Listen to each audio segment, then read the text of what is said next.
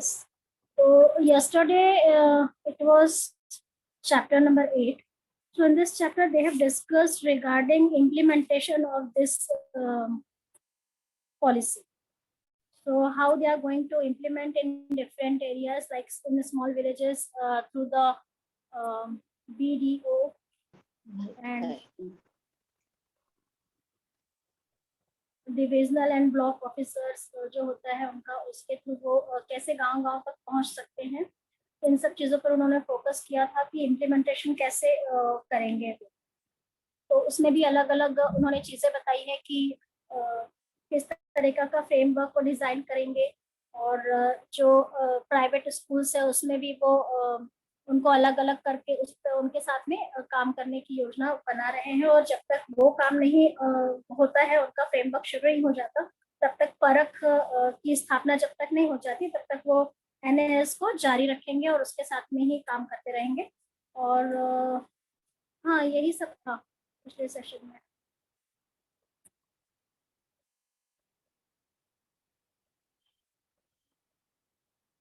निजी, सार्वजनिक और परोपकारी गुणवत्ता वाली स्कूलों के साथ में काम करना। Yes, sir, you were saying something? या वही कि धीरे धीरे they have try to make people realise के जो पहले जो अभी नया एक्रेडिशन सिस्टम रहेगा वो भी जिस फिलॉसफी पे बाकी की एनईपी चल रही है उसी फिलॉसफी पे चलेगा। That is, all the evaluation will be to help the schools instead of eliminate them. अब तक कैसा होता था कि अगर आपका ये क्राइटेरिया पूरा नहीं हुआ तो आपकी फंडिंग बंद हो जाएगी, स्कूल बंद हो जाएगी, ये सब चीज़ें।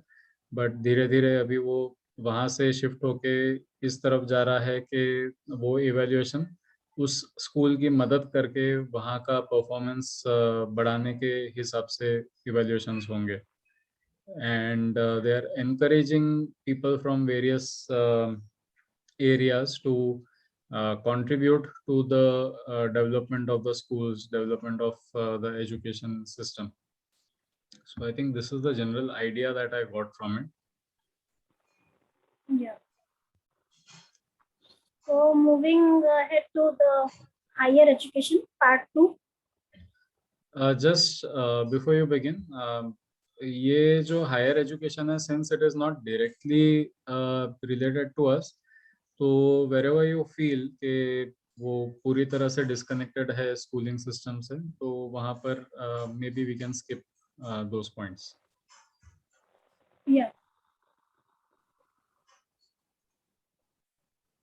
तो बेसिकली यहाँ यही बताया है उन्होंने कि क्या चेंजेस लाना है उनको। तो गुणवत्तापूर्ण विश्वविद्यालय एवं महाविद्यालय भारतीय उच्चतर शिक्षा व्यवस्था हेतु एक नया और भविष्योन्मुखी दृष्टिकोण। यहाँ पर वो एटीट्यूड ही चेंज करने की बात कर रहे हैं, जैसा कि पहले अभी तक के चला आ रहा था उसको वो पूरी तरीके से बदल देना चाहते हैं। तो साथ में उन्होंने इंट्रोडक्शन में ये भी बताया है कि शिक्षा जो है मनुष्य के विकास और सामाजिक कल्याण के विकास में बहुत आवश्यक भूमिका निभाती है। जैसा कि हम सभी जानते हैं कि किसी भी इंसान का जो ब्रिंगिंग अप होता है तो वो बचपन में ही ज्यादा अच्छे से हो जाता है। तो उसको जितनी अच्छी शिक्षा और जितना अच्छा माहौल मिलता है तो उसकी जो मानसिक स्थिति है, जो उसका सोच है, वो डेवलप होता है। तो जैसे जैसे वो आगे आगे बढ़ते जाता है, उसको सही अपॉर्चुनिटीज मिलती जाए पढ़ने की और उसको सही माहौल और सही अवसर मिलते हैं, तो जो उसकी सोच है उसको परिपक्वता मिलने के साथ साथ में वो उसमें और ज्यादा बेटर कर सकता है। तो इन्हीं सब चीजों को ध्यान में रखते हुए उन्होंने बताया है। मैं एक दो पॉइंट्स रीड करती हूँ यहाँ से। हमारे संविधान में भी जैसे भारत को एक लोकतांत्रिक, न्यायपूर्ण और सामाजिक रूप से सचेत, सांस्कारिक और मानवीय राष्ट्र जहाँ सभी के लिए न्याय, स्वतंत्रता, समानता और भाईचारे का भाव हो, एक ऐसे राष्ट्र के रूप में विकसित करने की परिकल्पना की गई है।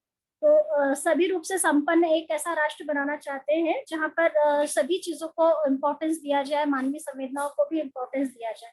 तो इसके विकास के लिए जो शिक्षा है उसका महत्वपूर्ण योगदान रहता है। तो जैसे जैसे भारत ज्ञान आधारित अर्थव्यवस्था और समाज की ओर बढ़ता जा रहा है, वैसे वैसे और अधिक भारतीय युवा उच्चतर शिक्षा की ओर बढ़े। तो ये तो हो ही रहा है कि जैसे जैसे शिक्षा का जो क्षेत्र है वो व्यापक हो रहा है कि छोटे से छोटे घर का लोग, बच्चा भी जो पढ़ाई कर रहा है, तो वो जो हम लोग बात कर रहे थे कि जब बच्चा 11th-12th में होता है या 8th-9th में होता है तो ड्रॉप आउट हो जाते हैं बच्चे, तो वो जो है वो भी अब कम हो रहा है। तो इसके वजह से क्या हो रहा है कि लोग कॉलेज में एडमिशन भी ज्यादा ले रहे हैं, तो उच्चतर शिक्षा की ओर ध्यान देना भी अब ज्यादा जरूरी है। अब जरूरी नहीं है कि जो एक क्या कहना चाहिए,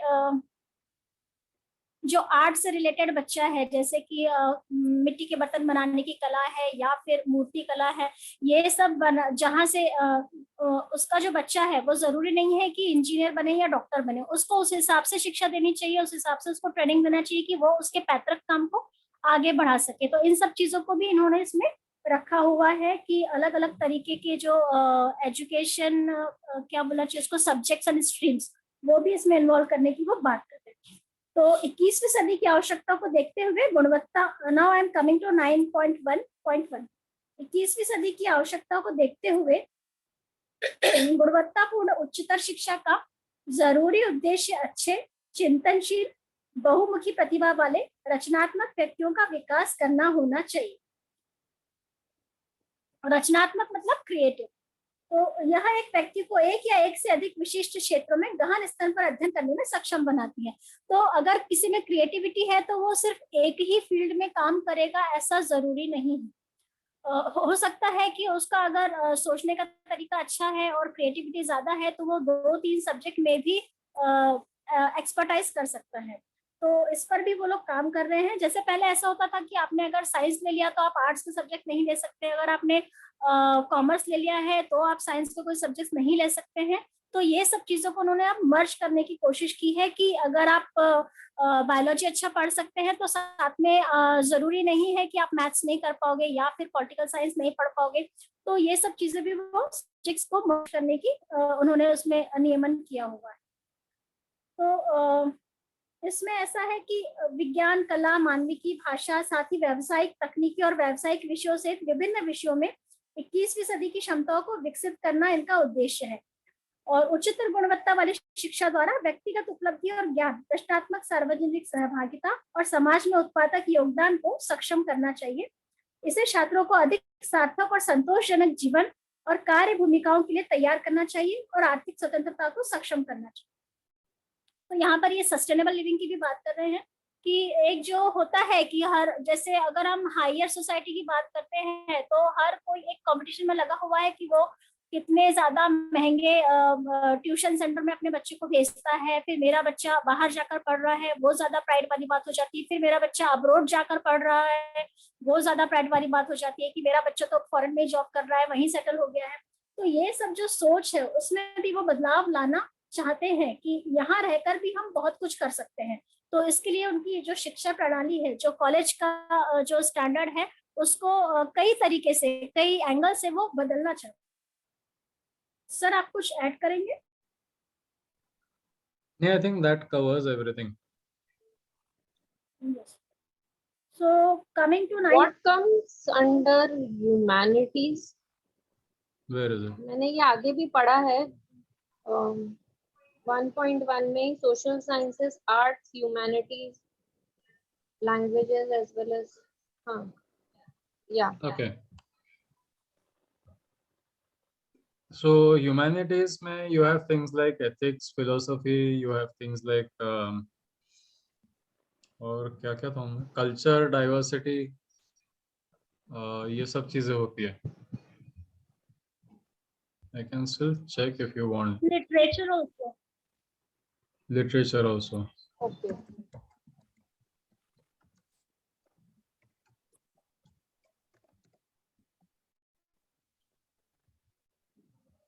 Okay, may I begin? Yeah, I'll just verify what else comes under it.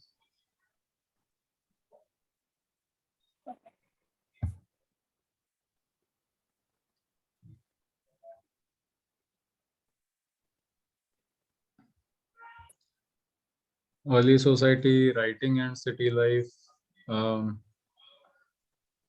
थोड़ा सा हिस्ट्री भी है,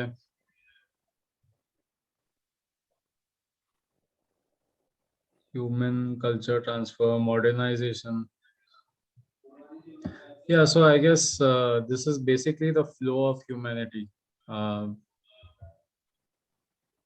How different things affected mankind, yeah, humans.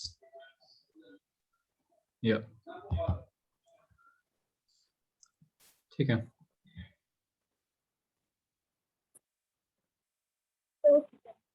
सो 9.1.2 व्यक्तियों के समग्र विकास के उद्देश्य के लिए यह आवश्यक है कि पूर्व विद्यालय से उच्चतर शिक्षा तक सीखने के प्रत्येक चरण में कौशल और मूल्यों का एक निर्धारित सेट शामिल किया जाए। यहाँ पर स्किल और वैल्यूज दोनों को साथ में लेकर चलने की बात की गई है कि उसका एक सेट तैयार किया जाए। कहाँ से? प्री स्कूल से लेकर हायर एजुकेशन तक के। तो वो एक ढांचे में बच्चा सही तरीके से ढल सकता है। जैसे अगर वो उनके पास में एक फॉर्मेट तैयार हो तो उसके अकॉर्डिंग, जैसे हमने कल जो पीपीटी दिखाया था सर ने, उसमें भी जो अलग अलग क्या कहना चाहिए उसको एनालिसिस करने के तरीके थे, तो उसके साथ में यहाँ पर वो काम करने की सोच रहे हैं कि एक ढांचा तैयार कर सकते हैं जिसमें हम बच्चे का देख सके कि इसका स्किल किस में ज्यादा है और उस हिसाब से वो अपने सब्जेक्ट जो है चूज कर सकते हैं। नाउ कमिंग टू 9.1.3 सामाजिक स्तर पर उच्चतर शिक्षा का उद्देश्य राष्ट्र को प्रबुद्ध, सामाजिक रूप से जागरूक, जानकार और सक्षम बनाना है जो अपने नागरिकों का उत्थान कर सके। तो इंटेलिजेंट और अवेयर जो सिटीजन्स होते हैं वो बनाने की बात कर रहे हैं यहाँ पर, जो हमारे समाज का, देश का उत्थान कर सके, विकास कर सके और अपनी समस्याओं के लिए सशक्त समाधानों को ढूंढकर लागू कर सके। और साथ ही अगर कोई मुश्किल आती है, कोई भी किसी भी तरह की समस्या आती है, तो उसमें से वो बाहर निकलने का हल भी सोच सके और उसको लागू करना भी उसे आता हो। कई बार ऐसा होता है कि लोग हल निकाल लेते हैं लेकिन उसको कैसे इम्प्लीमेंट करना है वो भी नहीं आ पाता है। तो ये सारे स्किल पर ध्यान देने की बात वो कर रहे हैं। उच्चतर शिक्षा देश में ज्ञान निर्माण और नवाचार का आधार भी बनाती है और इसके चलते राष्ट्रीय अर्थव्यवस्था के विकास में एक महत्वपूर्ण भूमिका निभाती है। तो वो बता रहे हैं कि जो शिक्षा है उसका क्या रोल है अर्थव्यवस्था के विकास में, मतलब इकोनॉमिक डेवलपमेंट में भी जो एजुकेशन है उसका बहुत बड़ा रोल है। इसीलिए उच्चतर शिक्षा का उद्देश्य व्यक्तिगत रोजगार के अवसरों का सृजन करना ही नहीं, बल्कि अधिक जीवन और सामाजिक रूप से जुड़े हुए सहकारी समुदायों के साथ मिलकर एक अधिक खुशनुमा, सामंजस्यपूर्ण, सुसंस्कृत, उत्पादक, अभिनव, प्रगतिशील और समृद्ध राष्ट्र का प्रतिनिधित्व करना है। अब जैसे कि बताया कि इकोनॉमिक डेवलपमेंट के लिए भी जो शिक्षा है वो इम्पोर्टेंट है, लेकिन सिर्फ रोजगार के अवसर पैदा करना ही इस शिक्षा का उद्देश्य नहीं होगा। ये नहीं होना है कि जैसे बस इंडस्ट्रीज ही आपको खड़ी करनी है और ताकि लोग वहां पर आए और काम कर सके। वो खुद से क्या काम शुरू कर सकते हैं, जैसे कि अभी हमारी गवर्नमेंट ने शुरू भी किया है कि जो स्मॉल स्केल पर जो बिजनेस शुरू कर रहे हैं उसको एक कुछ तो नाम दिया है उन्होंने, मुझे याद नहीं आ रहा है वो। तो स्मॉल स्केल पर बिजनेस शुरू करके खुद से जो अपना अपना काम शुरू कर सकते हैं, उसको भी वो अगर गवर्नमेंट तक पहुंचाया जाता है वो, तो उसको वो पास करते हैं, जो रूल्स वगैरह होते हैं उसके लिए वो पास करके उस पर काम करने की भी वो बात कर रहे हैं कि हाँ, अगर कोई ऐसा आता है जो खुद से बिजनेस करना चाहता है, खड़ा करना चाहता है, तो उसको भी प्रधानता दी जाएगी। ऐसा नहीं है पहले के जैसे कि बहुत उसको रोक टोक लगाई जाएगी कि नहीं आप ये नहीं कर सकते, इतने एनओसीज लाओ, ये लाओ, वो लाओ। तो उन सब चीजों में भी वो चेंज करने की बात कर रहे हैं। और इस तरीके से जितने ज्यादा, जैसे हम देखते हैं कि बाहर अपॉर्चुनिटीज ज्यादा है क्योंकि वहां पर यंग एज से ही जो बच्चे होते हैं, लाइक 13-18 ईयर्स से ही वो शुरू कर देते हैं बिजनेस डेवलपमेंट। उनका जो एक होता है कि हाँ हम ये बिजनेस शुरू करते हैं और वो कर देते हैं and they want the employees. तो फिर बाहर से लोग जाते हैं या फिर वहाँ के पॉपुलेशन कम है तो ज्यादातर बाहर के, और इंडियंस की तो बहुत डिमांड है बाहर की, वो यहाँ से वहां जाकर काम कर रहे हैं और क्योंकि वो बहुत अच्छा काम करते हैं। तो ये हो जाता है कि बाहर जाकर काम करने से अच्छा है कि आप खुद भी ऐसे बिजनेस डेवलप करो, ऐसा अपना दिमाग जो है माइंडसेट ऐसे रखो कि हम भी कुछ कर सकते हैं। जरूरी नहीं कि आप कहीं पर जाकर नौकरी ही करें, आप खुद से भी अपना बिजनेस सेटअप स्टार्ट कर सकते हैं। तो ऐसी मानसिकता लाने की बात भी वो करते हैं। तो ऑफ कोर्स अगर हमारा स्किल डेवलप होता है, हमें ये कॉन्फिडेंस आता है कि हम भी अपना कुछ कर सकते हैं, तो यहाँ पर भी काफी अवसर मिलेंगे और बच्चे यहाँ पर काम करेंगे, ये उनका सोचना है। सर आप कुछ बोलना चाहेंगे? हाँ, तो you have covered most of it, तो I just want to focus on one of the points कि अभी का जो करंट एजुकेशन सिस्टम है वो उसका पूरा फोकस ये है कि the children are capable for नहीं, the children qualify for higher education, या basically it is all qualification centralize के बस उनको फाइनल एग्जाम देते आनी चाहिए, उस हिसाब से उनको तैयार करते हैं। And very few institutes and colleges and universities indulge in things like career counseling। उनको खुद को भी ये नहीं पता रहता है कि फ्यूचर में क्या क्या आने वाला है, ये सारी चीजें। तो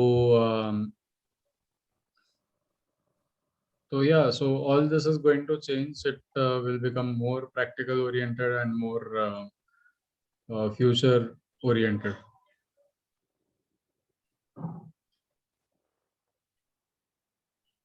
Yes, sir. So coming to 9.2, तो ये जो पॉलिसी है ये कोई भी चीज कब बदली जाती है, जब लगने लगता है कि ये ठीक से काम नहीं कर रही है। हमारे घर का बल्ब भी हम तब बदलते हैं जब वो फ्यूज हो जाता है, ठीक से काम नहीं करता है तो हम दूसरा लाकर लगाते हैं। तो इस पर भी काफी सालों से काम चल रहा था। तो उसके जो ड्रॉबैक्स है हायर एजुकेशन का, ये यहाँ पर उन्होंने बताया है कि अभी जो समस्याएं हैं वो कौन सी है। तो 9.2 में उन्होंने ड्रॉबैक्स बताए हैं, जो अभी पॉलिसी चल रही है उसमें क्या कमियां उनको नजर आती है वो है। तो इसको हम देख लेते हैं। वर्तमान में भारत में उच्चतर शिक्षा प्रणाली की कुछ एक प्रमुख समस्याओं में निम्नलिखित शामिल है। गंभीर रूप से खंडित उच्चतर शैक्षिक पारिस्थितिकी तंत्र। तो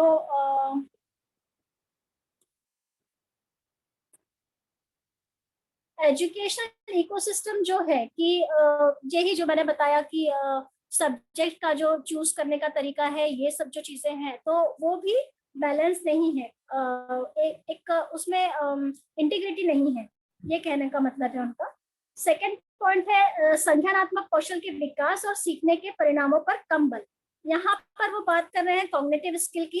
तो इसके भी जो उसका जो विकास है और उसको जो सीखने की जो अवसर है उस पर भी ध्यान कम दिया जाता है, ये उनका कहना है।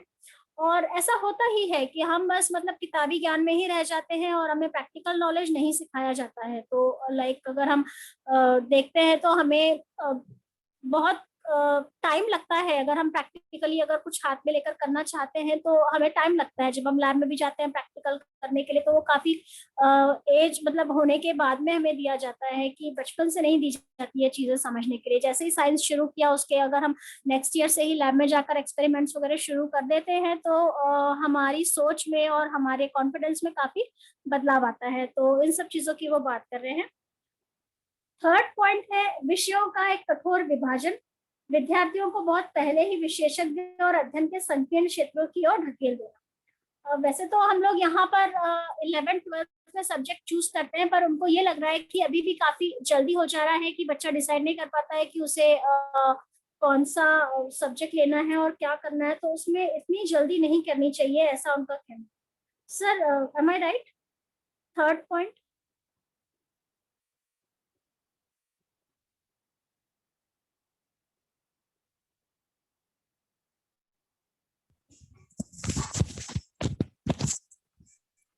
वन मिनट, ये एक्चुअली थर्ड पॉइंट हम लोगों ने ये किया था discuss.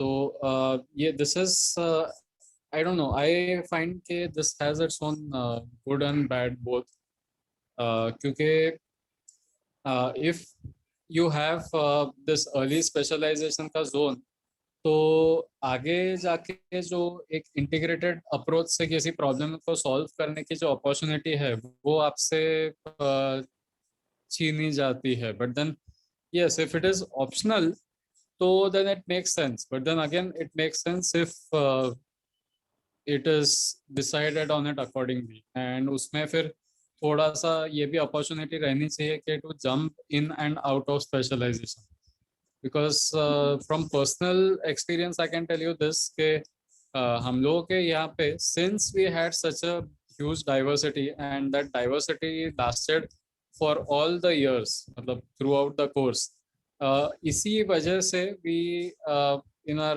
department we have such a huge such an amazing performance ke there are people who publish papers in very reputed journals. There are people like हम लोगों के बैच में से मेरे ख्याल से barely 3-4 लोग हैं शायद जो शायद अभी भी इंडिया में ही हैं. Everybody else, no matter what financial situation, through scholarship and everything, they are into research in very good universities. And जो लोग रिसर्च में नहीं हैं वो लोग भी they are working in very unconventional fields. तो ये तभी हो सकता है जब you have a very diverse knowledge. तो स्पेशलाइजेशन अगर बहुत अर्ली टाइम पे अगर दे दिया जाए तो I think it is quite controversial. Sometimes the child feels कि नहीं मुझे ये नहीं करना था, मुझे वो करना था. तो वहाँ यहाँ पर अभी ऐसे है कि ऐसा कोई ऑप्शन नहीं है कि आप अभी मतलब कर सकते हो, स्विच कर सकते हो. आपका पूरा साल वेस्ट हो जाता है. तो होता है कि कभी ये सब्जेक्ट भी लेना है, उसमें से एक ले लेते हैं इसमें से. तो यहाँ पर एक पहले से सेट बने हुए हैं कि आप इसके साथ में यही ले सकते हैं, उसके साथ में वही ले सकते हैं. तो वहाँ पर भी बच्चों का काफी नुकसान हो जाता है. और जैसे कि दो अगर हम डिग्रीज अलग अलग लेना चाहते हैं तो वो भी हम साथ में नहीं कर सकते हैं. वहां पर भी रिस्ट्रिक्शन है कई चीजों की. तो उन चीजों पर भी वो काम करना चाहते हैं. Now coming to the point 4, सीमित पहुंच, विशेष रूप से सामाजिक आर्थिक रूप से वंचित क्षेत्रों में जहां कुछ एक ही ऐसे विश्वविद्यालय और महाविद्यालय हैं जो स्थानीय भाषाओं में पढ़ाते हैं. यहाँ वही वो कह रहे हैं कि जो पिछड़ा हुआ एरिया है ज्योग्राफिकली भी और फाइनेंशियली भी, जहाँ पर कि कम कॉलेजेस होते हैं और जो होते भी हैं तो जरूरी नहीं है कि वो वहाँ की जो स्थानीय भाषा है वहाँ पर पढ़ाए. तो इस पर भी वो काम करना चाहते हैं. फिर 5th पॉइंट, सीमित शिक्षक और संस्थागत स्वायत्तता. फैकल्टीज की भी कमी होती है और जो ऑटोनोमस कॉलेजेस हैं वो भी बहुत कम है. तो अगर ऑटोनॉमस होते हैं कॉलेजेस तो उनके एरिया और रीजन के हिसाब से वो किस तरीके के उनको सब्जेक्ट्स लेना है और कैसे वो काम करना चाहते हैं ये वो खुद का खुद डिसाइड कर सकते हैं. तो यहाँ पर ऑटोनॉमस कॉलेजेस की भी बात की गई है कि ज्यादा से ज्यादा कॉलेजेस ऑटोनॉमस होने चाहिए. देन 6th पॉइंट, योग्यता आधारित करियर प्रबंधन और संकाय और संस्थागत लीडरों की प्रगति के लिए अपर्याप्त तंत्र. अब यहाँ पर वही है कि उनका कहना कि जो फैकल्टी है उनके लिए भी और जो वर्कर्स हैं वहाँ पे, जो लीडर्स है, जो संस्था के ऑर्गेनाइजेशन के जो लीडर्स हैं उनके लिए भी उनकी जो प्रगति है, उनका जो इम्प्रूवमेंट है उसके लिए भी उनके पास में इनफ टेक्नोलॉजीज नहीं है और टेक्नोलॉजीज तो नहीं है, साथ में अवसर भी नहीं है. तो उस पर भी वो काम करना चाहते हैं. Coming to the next point, 1 second. Okay. अधिकांश विश्वविद्यालयों और महाविद्यालयों में शोध पर कम बल और विषयक अनुशासनों में पारदर्शी और प्रतिस्पर्धी समीक्षा शोध निधियों की कमी. तो यहाँ पर बोल रहे हैं वो कि ज्यादातर कॉलेजेस में ऐसे है कि जो रिसर्च वाला जो बताया था सर ने भी, हर जगह ऐसी जरूरी नहीं है कि ये जो अपॉर्चुनिटी है हर कॉलेजेस में हो. लाइक अमरावती में भी बहुत कम ऐसे कॉलेजेस है जहाँ बच्चों को ये अपॉर्चुनिटीज मिलती है कि वो अगर ग्रेजुएशन कर रहे हैं तो वहाँ पर वो अपना खुद का पेपर जो है पब्लिश कर सके और जर्नल लिख सके. तो इन सब चीजों पर भी वो ध्यान देने की बात कर रहे हैं. उच्चतर शिक्षा संस्थानों में गवर्नेंस और नेतृत्व क्षमता का अभाव. तो ये जो हायर एजुकेशन इंस्टीट्यूट है उसमें भी वो कह रहे हैं कि जो लीडरशिप है उसका और देखभाल करने का जो हम बोलते हैं कि पूरा सुपरवाइजर करने का जो है उसका भी बहुत अच्छे से नहीं होता है. फिर नेक्स्ट इज एक अप्रभावी विनियामक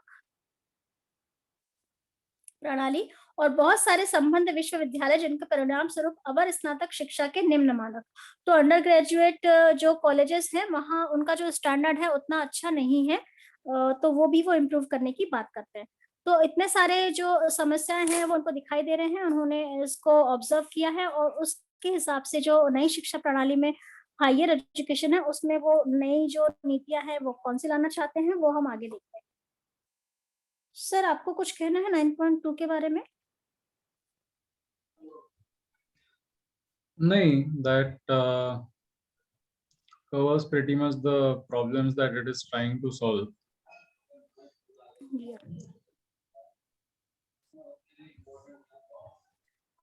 9.3 यह नीति उच्चतर शिक्षा प्रणाली में आमूलचूल बदलाव और नए जोश के संचार के लिए उपयुक्त चुनौतियों को दूर करने के लिए कहती है। तो वही है कि जो नई शिक्षा नीति है वो आमूलचूल मतलब पूरी तरीके से उसको वो बदल देना चाहते हैं और नया जोश बच्चों में भरना चाहते हैं और हाँ, जिससे कि सभी का विकास हो सके, जिससे सभी युवा लोगों को उनकी आकांक्षा के अनुरूप गुणवत्तापूर्ण समान अवसर देने वाली एवं समावेशी उच्च शिक्षा मिल जाए। Sorry I got a call. So हाँ कि ऐसा होगा तो अगर बच्चों के मन के सब्जेक्ट्स वो ले सकते हैं, उनके हिसाब से वो अगर पढ़ सकते हैं तो उनमें ऑफ कोर्स उनका जो एंथो है वो बना रहेगा और वो ज्यादा अच्छे से पढ़ेंगे। इस नीति की दृष्टि में वर्तमान उच्चतर शिक्षा प्रणाली में निम्नलिखित प्रमुख परिवर्तन शामिल हैं। तो जो परिवर्तन वो करना चाहते हैं वो अब हम देखते हैं।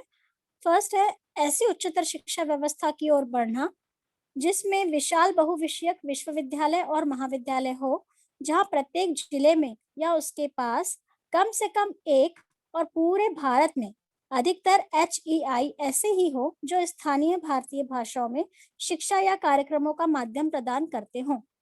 तो यहाँ HEI जो है हायर एजुकेशन इंस्टीट्यूट है, तो वो कह रहे हैं कि जिले में हर जिले में या फिर जिले के आसपास में कम से कम एक या दो ऐसे कॉलेजेस हो जो कि जो वहाँ की स्थानीय भाषा है उसमें पढ़ाई करवाते हों और अधिक बहुविषयक स्नातक शिक्षा की ओर बढ़ना जहाँ पर ज्यादा सब्जेक्ट्स हम प्रोवाइड कर सके उसके लिए भी वो बात करते हैं। जैसे कि अभी ह्यूमैनिटीज का आया था तो मैंने कल से ही सोचा था कि मैं ये पॉइंट लूंगी कि ह्यूमैनिटीज जो है वो अमरावती में मुझे नहीं लगता है कि है अवेलेबल, हम ले सकते हैं। तो अभी अभी मेरे एक भाई रहते हैं दिल्ली में, तो उनका बेटा 11th में गया है, तो मैंने उनसे पूछा भाभी से कि क्या लिया उसने, तो ही इज ऑल्सो लाइक कि उसको ज्यादा वाइल्ड लाइफ पसंद है, ज्यादातर वो नेचर के साथ में रहता है, बहुत ऐसा कि जेई के लिए तैयारी कर रहा है, बहुत पढ़ाई कर रहा है, ऐसे उसका नेचर नहीं है। तो वो भाभी बोले कि वो ह्यूमैनिटीज लिया है, बोले दीदी उसमें उसको ज्यादा अच्छा लग रहा है, बोले वो कंफर्टेबल है उसके साथ में। तो ये सब चीजें यहाँ नहीं है कि अमरावती में भी हम सोच सके कि अगर बच्चे का इंटरेस्ट है इन सब चीजों में तो वो यहाँ ले सके। तो आप उनकी कोशिश है कि इस तरीके के सभी जो अलग अलग सब्जेक्ट्स हैं वो यहाँ पर भी मतलब छोटे जगहों में भी वो कर सके। सबका जैसे एक ही स्टैंडर्ड अगर वो तैयार करते हैं तो सभी जगह वो चीजें अवेलेबल कराना जरूरी होती है।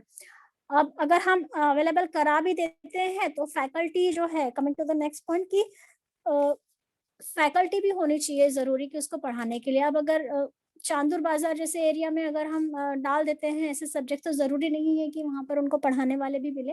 तो इन सब चीजों पर भी वो काम करना चाहते हैं। वहाँ थर्ड पॉइंट उन्होंने वापस से यही बोला है कि ऑटोनॉमस कॉलेजेस की बात की गई है कि वो उसको बढ़ावा देना है उन्हें, ताकि वो खुद से डिसाइड कर सके कि उनके रीजन के अकॉर्डिंग उनको किस तरीके का रूल्स बनाने हैं और किस तरीके के सब्जेक्ट का रखना हुआ है, और सिलेबस वगैरह जो डिजाइन करना होता है, इच एंड एवरीथिंग का design on their own. Fourth point, विद्यार्थियों के अनुभव में वृद्धि के लिए पाठ्यचर्या, शिक्षण शास्त्र, मूल्यांकन और विद्यार्थियों को दिए जाने वाले सहयोग में आमूलचूल परिवर्तन करना। तो फिर वही बात है कि सिलेबस जो है और उसका जो इवैल्यूएशन है और बच्चों को जो सहयोग दिया जाता है उसमें भी वो परिवर्तन करना चाहते हैं, क्योंकि अभी उतना उनको लगता है कि जितना देना चाहिए बच्चों को कि बच्चा अगर जाता है किसी टीचर के पास में कि मुझे इस पर कुछ काम करना है, कॉलेज में जाने के बाद में बच्चों में बहुत सारी ऐसी चीजें होती है कि मैं इस चीज पर रिसर्च करना चाहता हूँ या चाहती हूँ, तो मुझे आप थोड़ी हेल्प करेंगे क्या? तो टीचर्स के पास में टाइम नहीं होता है, वो टाल देते हैं। उनको ऐसा लगता है कि ऐसे तो कई बच्चे आए हैं और गए हैं, ऐसे ही ये चले जाते हैं। तो ऐसा मतलब एक्सपीरियंस के आधार पर मैं बता रही हूँ कि ऐसा होता है कॉलेजेस में अमरावती में कि जब बच्चा लेकर जाता है कोई टॉपिक की sir I want to do on work on this thing, तो वो उतना ध्यान नहीं दे पाते हैं। वो हाँ आई विल गाइड यू और वो कभी बताते ही नहीं है। तो बच्चा खुद से जितना कर पाया वो कर पाया और फिर वो उस चीज को बढ़ावा नहीं देते हैं आगे कि हाँ भाई आप भी कर सकते हो, या फिर आप पता नहीं क्यों नहीं करना चाहते हैं वो, या उनको ऐसा लगता है कि हमारे तो इतने साल हो गए पढ़ाते हुए तो हमने तो कुछ नहीं किया, या फिर कई बच्चे आते हैं ऐसी अंतु दिखाते हैं और बाद में कुछ नहीं करते हैं। जो भी उनकी सोच है, पर ये सोच को वो बदलना चाहते हैं यहाँ पर। नेक्स्ट पॉइंट, शिक्षण अनुसंधान और सेवा के आधार पर योग्यता नियुक्तियों और करियर की प्रगति के माध्यम से संकाय और संस्थागत नेतृत्व की स्थिति की अखंडता की पुष्टि करना। यहाँ पर वो इंटीग्रिटी की बात कर रहे हैं कि अनुसंधान शिक्षण मतलब एजुकेशन रिसर्च और इसकी योग्यता की नियुक्तियों के आधार पर वो प्रगति के माध्यम से एक इंटीग्रेशन लाना चाहते हैं संस्था की और संकाय की। नेक्स्ट पॉइंट, सहकर्मी द्वारा समीक्षा की गई उत्तम अनुसंधान और विश्वविद्यालयों और कॉलेजों में सक्रिय रूप से अनुसंधान की नींव रखने के लिए राष्ट्रीय अनुसंधान फाउंडेशन NRF की स्थापना। तो यहाँ पर वो पीयर एनालिसिस की भी बात कर रहे हैं कि अगर आपने कुछ बनाया है, जर्नल्स लिखे हैं या फिर कुछ रिसर्च आप कर रहे हैं, तो आप पीयर एनालिसिस करने के बाद में उसको सक्रिय रूप से आप अनुसंधान, आपका जो रिसर्च है उसका आप नींव रख सकते हो, उसको आप आगे बढ़ा सकते हो। और उसके लिए वो एक अलग से फाउंडेशन बनाने की बात कर रहे हैं, नेशनल रिसर्च फाउंडेशन, राष्ट्रीय अनुसंधान फाउंडेशन। ये अभी भी है, शायद काम करता है, लेकिन ये कॉलेज के लेवल पर काम नहीं करता है। ये लाइक पोस्ट ग्रेजुएशन के लिए है, लेकिन ये ग्रेजुएशन वालों के लिए नहीं, चेंज करने की बात कर रहे हैं। Yeah, it's not sir about आपका there or not there. Actually, इसमें problem ये है कि wait, I can't hear availability. You, Yeah, am I audible? I need to leave and rejoin now. Okay.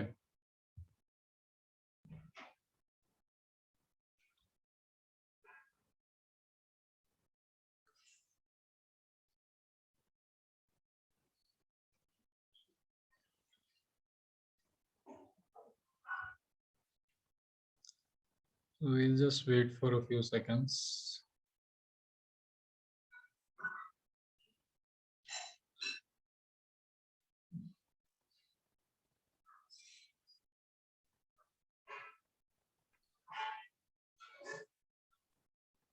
Yeah, am I audible now? Yes sir. तो happens with I get a call, तो the voice disappears. अच्छा तो इसमें actually it's not about not being there before, पहले भी था, but problem ये है कि जैसा आपने स्टेट किया कि इट्स पहले इट वाज वेरी मच, मतलब अब तक it has been very much degree oriented, paper oriented. तो ये दिशा में कोई सोचता ही नहीं था। अदरवाइज ये भी जो अटल टिंकरिंग लैब ATL करके जो है, ये काफी सालों से आ गया है। एंड फिर भी most of the colleges and universities don't even know about it. नहीं, यूनिवर्सिटीज को तो पता होगा। नहीं, यूनिवर्सिटीज में भी आई थिंक प्राइवेट यूनिवर्सिटीज में कम ही है इसका अवेयरनेस। तो प्रॉब्लम यही है कि private colleges, private schools, private universities में ये सारी चीजें एनकरेज नहीं होती है। Otherwise ATL is available from school onwards. तो उसी तरह से रिसर्च ग्रांट्स वगैरह भी जो है, the reason why it is called peer reviewed इसलिए बोलते हैं इसे, because this is not reviewed by government, this is not reviewed by companies, it is reviewed by fellow scientist. कि आज मैंने यहाँ पर एक पेपर लिखा, तो मुझे उसका वैलिडेशन अगर गवर्नमेंट से या कंपनी से लेना पड़े तो that becomes a very fishy business, क्योंकि गवर्नमेंट के पास में, कंपनी के पास में वो सब्जेक्ट एक्सपर्ट है क्या? एंड उसकी उतनी एक्सपर्टीज है क्या जितनी मेरी है, या मेरे से ज्यादा एक्सपर्टीज वाला कोई है क्या, तो ये इसकी कोई गारंटी नहीं है. So that is why we need peer reviewed journals, जहाँ पर वो सेम टॉपिक का या फिर वो सब्जेक्ट का कोई एक्सपर्ट उसे रिव्यू करता है. सो फॉर एग्जांपल मेरा जो पेपर था, it got reviewed by a scientist in I think US, North करके साइंटिस्ट था, GNOTHE. तो उसका I had during my research I had use one of his papers as a reference. एक method मैंने उनसे उठाई थी टू चेक उनकी efficiency compare to the efficiency of what we were doing, and to see if we can make it better. And वो मैंने reference वगैरह डाला. तो जो भी जर्नल में मैंने पब्लिश करने की कोशिश की, they must have checked a list of scientist who are working in the biodiesel field, and they must have, उसमें भी they must have checked the people who are working with fungus, उसमें भी they must have checked on the people who are working with alternative resources. Alternative resources मतलब जो waste products वगैरह है उस पे काम करने वाला. तो इतना नैरो डाउन करने के बाद में they selected that scientist who has like years of experience through with different experiments and so on, and then they gave it to that person for reviewing. तो this is the power of peer reviewed research. तो उसके review करने के बाद में there is no denial, मतलब ऐसा कोई ये नहीं बोल सकता कि ये रिसर्च काम नहीं करता या ये फ्लॉड रिसर्च है वगैरह ऐसा वैसा. तो फिर भी मार्जिन ऑफ एरर रहता है कभी कभी, but then it is very unlikely, because वो लोग एक एक एक्सपेरिमेंट रीडू करके फिर बाद में दे पास इट कि हाँ बराबर है.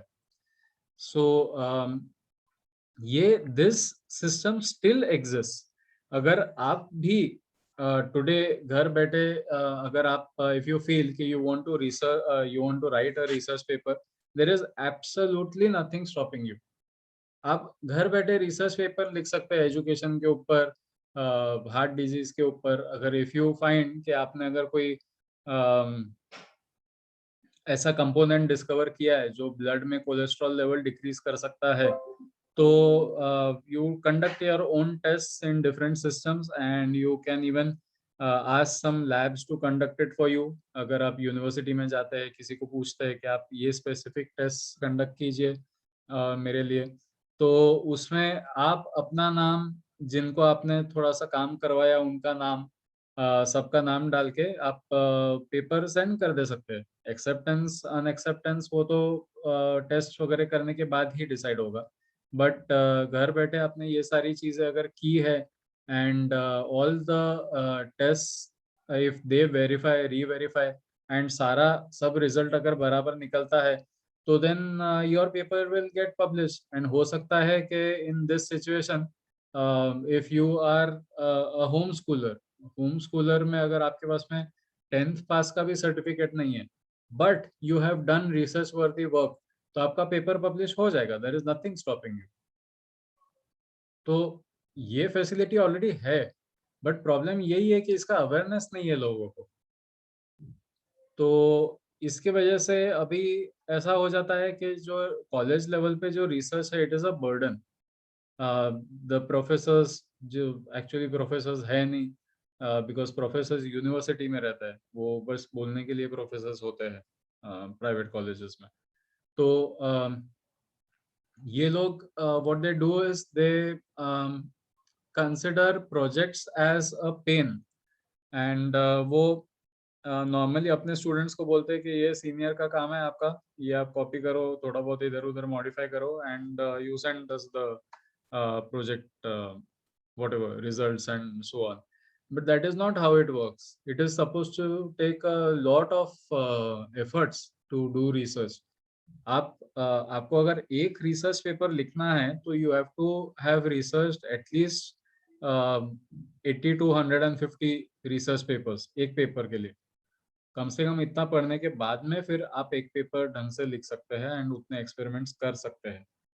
तो ये मेहनत अगर कॉलेज लेवल पे एनकरेज की जाए, तो then definitely is going to promote research like anything in the country. And college level पे अगर या स्कूल लेवल पे अगर ये चीजें शुरू हो जाती है, तो obviously by the time somebody comes out of a college, या तो उसके पेपर्स ऑलरेडी पब्लिश हो चुके होंगे, या फिर he or she will be in that position के जहां भी ज्वाइन करेंगे वो कुछ ना कुछ नया इन्वेंट या डिस्कवर तो पक्का करेंगे. So that is how research works.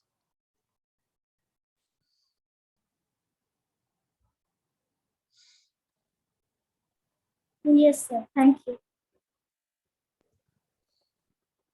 तो वही अवेयरनेस भी नहीं है लोगों में, तो उसके लिए भी काम करना जरूरी हो गया है कि पता रहे. जैसे अगर गांव के बच्चे भी बहुत सारे होते हैं, अमरावती में आके एडमिशन लेते हैं आजू बाजू के एरिया के, तो उन लोगों को भी ये सब चीजें नहीं पता होती है. शहर के बच्चों को ही नहीं पता होती है, तो गांव के बच्चों को कैसे पता होगी. तो वो सब चीजों पर भी काम करना चाहिए.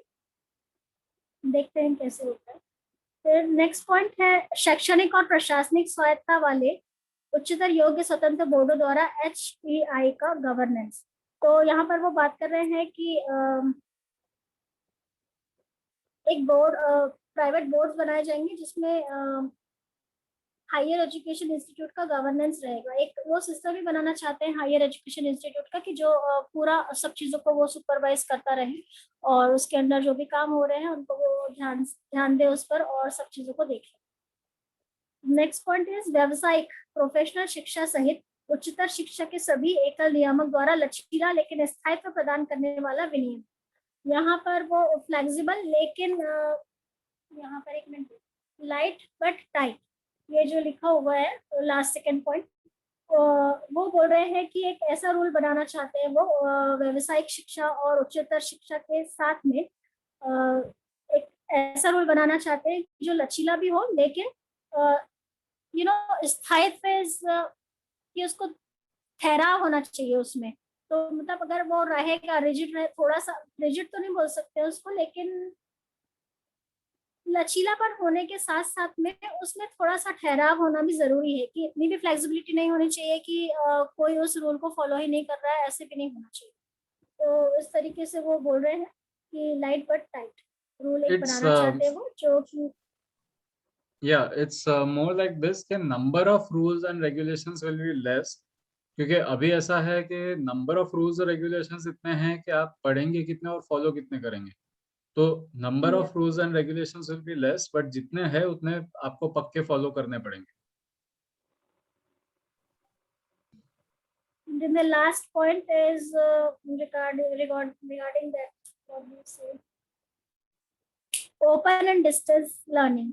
तो उपायों की एक श्रृंखला के माध्यम से पहुंच, समता और समावेशन में वृद्धि, इसके साथ ही उत्कृष्ट सार्वजनिक शिक्षा के लिए अधिक अवसर, वंचित और निर्धन छात्रों के लिए निजी परोपकारी विश्वविद्यालयों द्वारा छात्रवृत्ति में पर्याप्त वृद्धि, ओपन स्कूलिंग, ऑनलाइन शिक्षा और मुक्त दूरस्थ शिक्षा, that is ODL, open and distance learning, और दिव्यांग शिक्षार्थियों के लिए सभी बुनियादी ढांचे और शिक्षण सामग्री की उपलब्धता और उस तक उनकी पहुंच.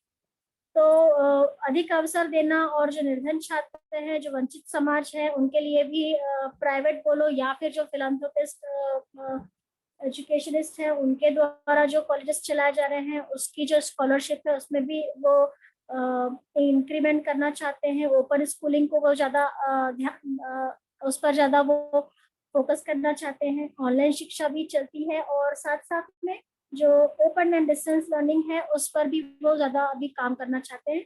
और इसमें वो दिव्यांग जो बच्चे हैं उनको भी पीछे नहीं रखना चाहते हैं, उनके लिए भी वो पर्याप्त अवसर देकर पूरे जो शिक्षा सामग्री है वो उन तक अवेलेबल कराएं और उनका भी उसमें विकास हो, इसका भी वो ध्यान रखना चाहते हैं.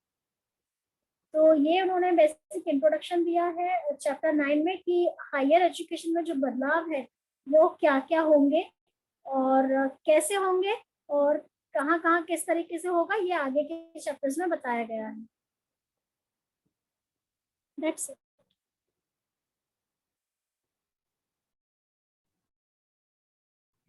Okay. तो आई थिंक इसके आगे का जो है हम लोग नेक्स्ट टाइम करेंगे, because there is already a lot to take in. Yeah.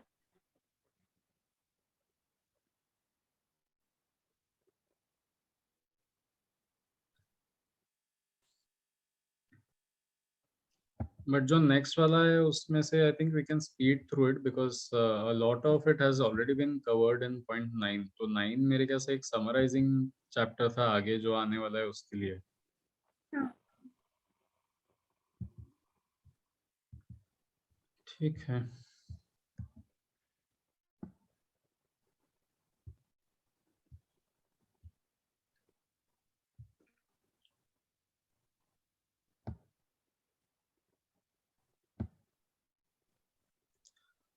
Okay तो आज जो भी हुआ उसमें are there any questions? Should we continue with the presentation, because कल फिर बाद में हम लोग will be picking up the handbook. एक हैंडबुक बनाई है नसरीन मैम ने फॉर टीचर्स, तो we'll go through it once.